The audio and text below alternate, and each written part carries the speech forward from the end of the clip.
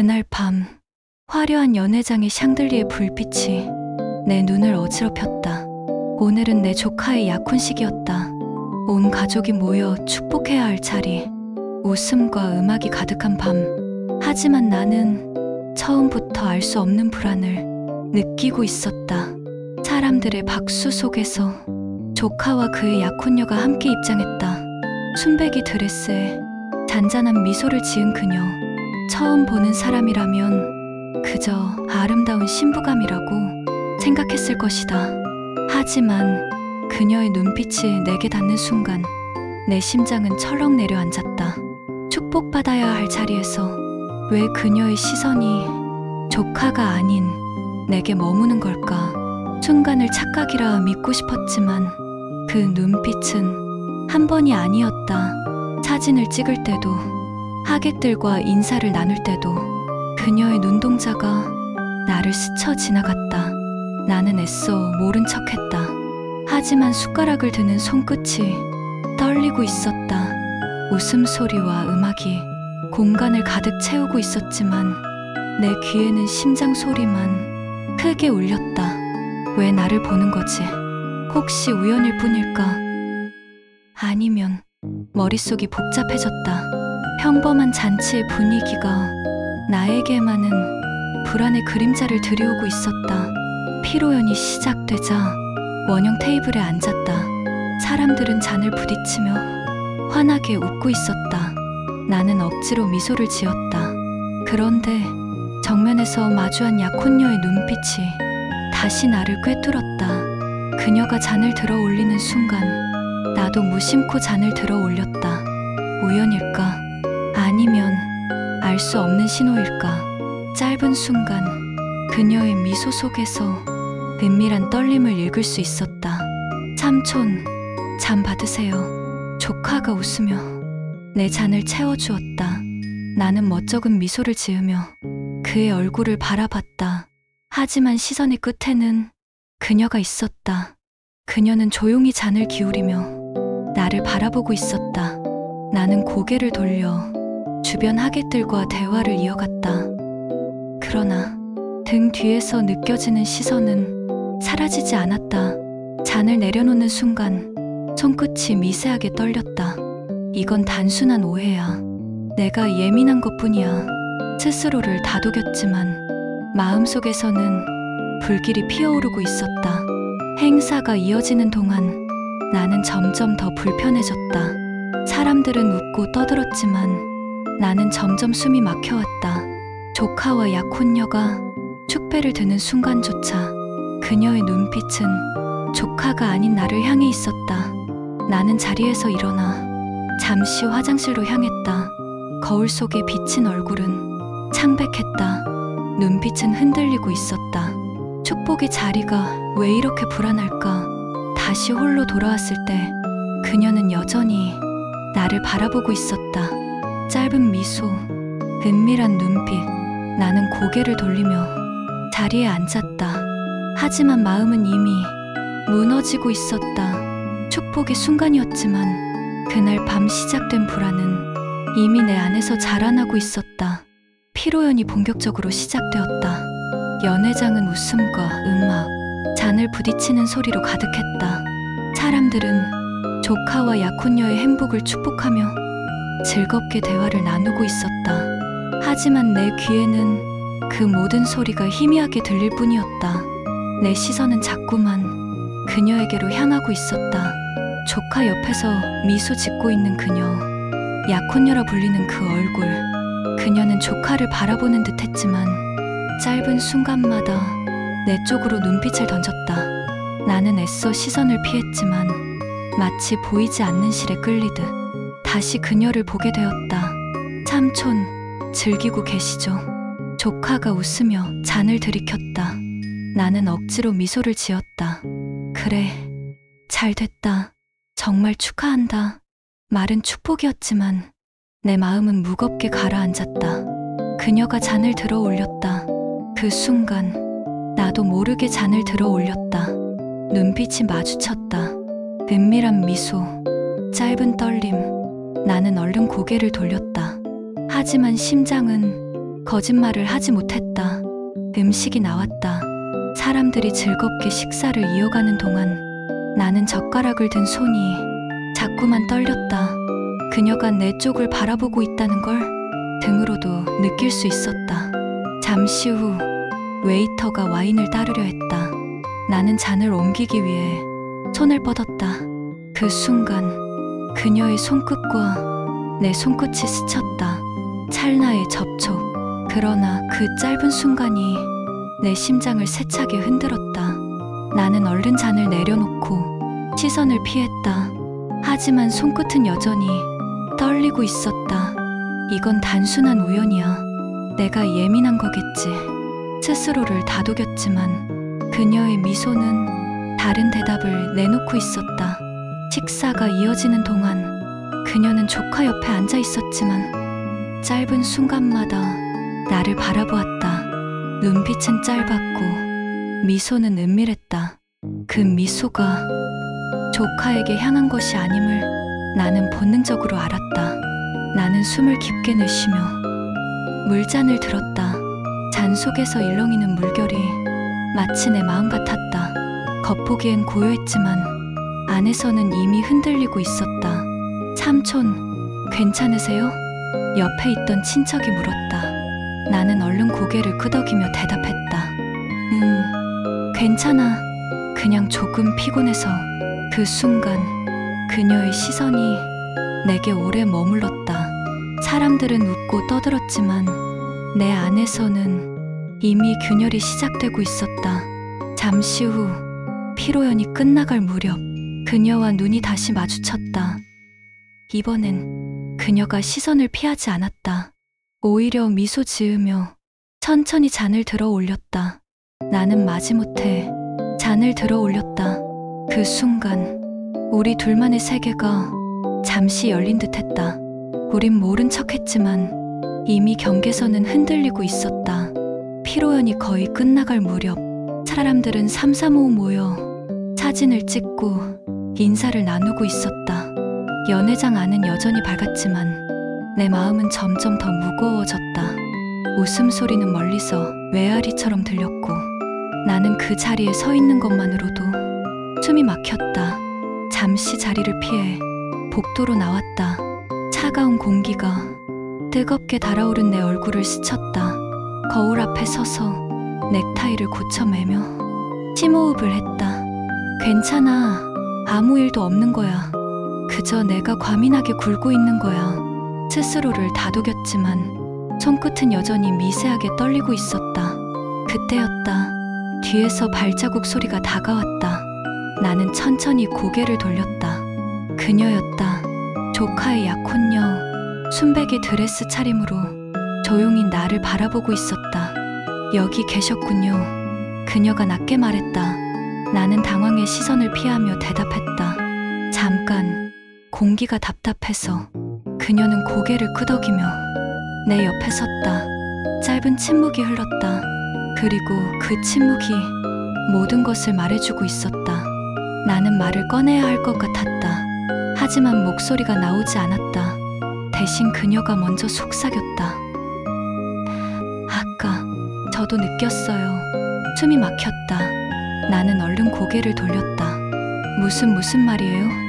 그녀의 눈빛은 은밀하게 흔들리고 있었다. 잔을 건네던 순간 손끝이 닿았을 때 그냥 우연일 뿐이라면 왜 제 심장이 그렇게 뛰었을까요? 나는 아무 대답도 할 수 없었다.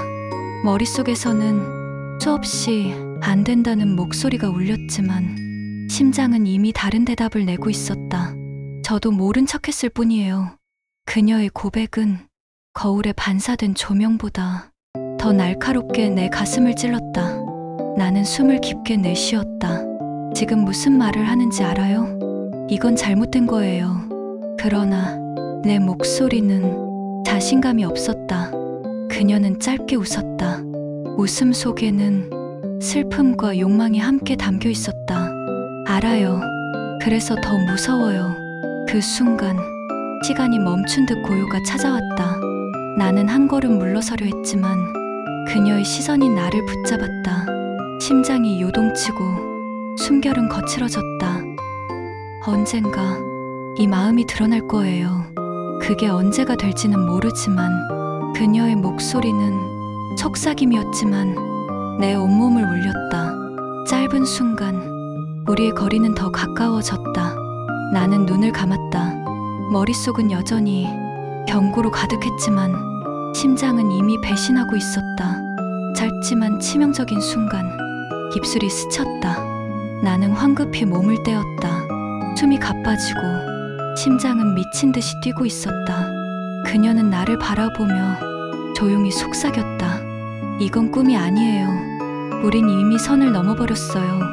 나는 대답하지 못한 채 고개를 돌렸다. 복도의 끝, 열린 문 사이로 사람들의 웃음소리가 들려왔다. 그 소리는 멀리 있었지만 나를 더욱 죄책감에 빠뜨렸다.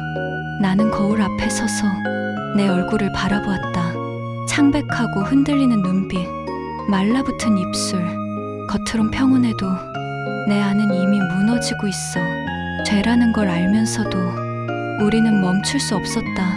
복도로부터 돌아왔을 때 연회장은 여전히 환하게 웃고 있었다. 사람들은 사진을 찍고 잔을 부딪히며 즐거워했지만 내 귀에는 그 소리들이 모두 멀리서 울리는 메아리처럼 들렸다. 조카와 약혼녀는 하객들과 인사를 나누고 있었다.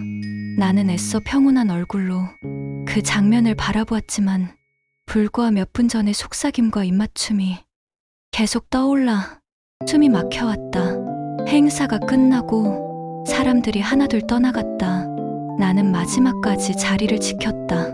그러나 그녀와의 눈빛은 끝내 피하지 못했다. 짧은 미소, 짧은 시선, 그 모든 게 내 마음속 불길을 더 키우고 있었다. 며칠 뒤 나는 다시 일상으로 돌아왔다. 아침에는 출근을 하고 저녁에는 집으로 돌아왔다. 겉보기엔 아무 일도 없는 평범한 나날이었다.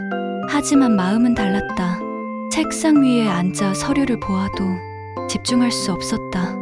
머릿속에는 계속 그날의 복도, 그녀의 속삭임, 짧았던 입맞춤이 맴돌았다. 이건 잘못된 거야. 잊어야 해. 수없이 다짐했지만 눈을 감을 때마다 그녀의 미소가 떠올랐다. 가족 모임이 있었다.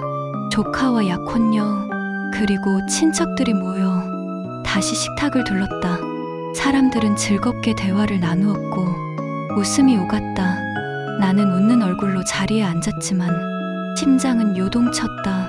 조카 옆에 앉은 약혼녀, 그녀는 조카의 말을 듣고 웃었지만 짧은 순간마다 나를 바라봤다.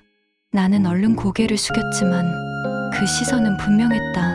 숟가락을 드는 손끝이 떨렸다. 국물이 흘러내려 식탁 위에 떨어졌다. 옆에 앉은 친척이 휴지를 건네주었다. 나는 멋쩍은 웃음을 지었지만 그 순간에도 그녀의 시선이 나를 스치고 지나갔다. 장시간 이어진 식사가 끝나갈 무렵 그녀는 잔을 들어 올리며 미소를 지었다. 그 미소 속에 담긴 건 축복이 아니었다. 나는 그것을 본능적으로 알았다. 집으로 돌아와 거울 앞에 섰다. 창백한 얼굴, 흔들리는 눈빛. 나는 두 손으로 얼굴을 감싸며 작게 속삭였다. 겉으론 평온해도 내 안은 이미 무너지고 있어. 며칠 뒤 조카와 약혼녀 그리고 가족들이 다시 모였다. 식탁 위에는 풍성한 음식이 올려져 있었지만 내 입맛은 사라진 지 오래였다. 사람들 사이에서 그녀는 평온한 얼굴로 웃고 있었다. 하지만 짧은 순간마다 나를 향한 눈빛이 번졌다. 나는 고개를 돌렸지만 그 불길은 사라지지 않았다. 대화 속에서 조카는 약혼녀의 손을 잡았다. 그녀는 웃었지만 그 미소는 내 마음을 찔렀다. 나는 억지로 웃었지만 심장은 거짓말을 하지 않았다. 우린 모른 척하고 있지만 이미 경계선은 무너졌다. 나는 알았다. 이 평온이 오래가지 못하리라는 것을. 겉으론 평온했지만 그날 밤 시작된 균열은 더 깊어지고 있었다. 가족 모임이 끝난 지 며칠, 집은 다시 고요해졌다. 아내는 여전히 출장 중이었고 나는 일상으로 돌아가려 애썼다. 출근을 하고 사람들과 대화를 나누고 집으로 돌아오는 길에도 겉보기엔 평범해 보였다. 하지만 마음은 전혀 평범하지 않았다. 서류를 읽으려 해도 글자가 눈에 들어오지 않았다. 머릿속에는 그날 복도의 속삭임, 짧았던 입맞춤, 그리고 식탁에서 스쳐간 눈빛이 계속 맴돌았다. 겉으론 아무 일 없다고 믿자. 그냥 잊어버리면 돼. 수없이 다짐했지만 눈을 감으면 그녀의 미소가 떠올랐다. 다시 모임이 있었다. 이번엔 더 많은 친척들이 모였다. 긴 식탁, 많은 음식, 웃음과 대화. 나는 억지로 미소를 지었다. 사람들 틈에서 그녀를 보지 않으려 애썼다. 하지만 결국 시선은 그녀에게 닿았다. 약혼녀, 조카의 곁에 있어야 할 그녀. 그녀는 환하게 웃고 있었지만 짧은 순간마다 나를 향한 눈빛을 감추지 못했다. 내 손끝은 숟가락을 쥔 채 떨리고 있었다. 잔을 들며 나는 억지로 대화를 이어갔다. 그러나 심장은 거짓말을 하지 않았다. 모임이 끝나갈 무렵 사람들이 하나둘 자리를 떴다. 나는 화장실에 다녀오려 복도로 나왔다. 차가운 공기가 뜨거운 얼굴을 스쳤다. 그때 뒤에서 발자국 소리가 들렸다. 고개를 돌리자 그녀가 서 있었다. 순백이 드레스 차림. 그러나 눈빛은 흔들리고 있었다. 짧은 침묵 후 그녀가 낮게 속삭였다. 언젠가 이 비밀이 드러나겠죠. 그 말에 숨이 막혔다. 나는 대답하지 못했다. 심장은 요동쳤다. 그녀는 미소를 지었다. 그 미소 속에는 두려움과 욕망이 뒤섞여 있었다. 나는 고개를 돌려 그녀를 피하려 했지만 그 순간에도 그녀의 시선은 나를 붙잡고 있었다. 집으로 돌아오는 길, 조카는 약혼녀의 손을 잡고 웃었다. 나는 뒷자리에 앉아 창밖만 바라보았다. 창문에 비친 내 얼굴은 창백했다. 그날 밤 집에 돌아와 거울 앞에 섰다. 두 손으로 얼굴을 감싸며 나는 속삭였다. 겉으론 평온해 보여도 내 안은 이미 무너지고 있어.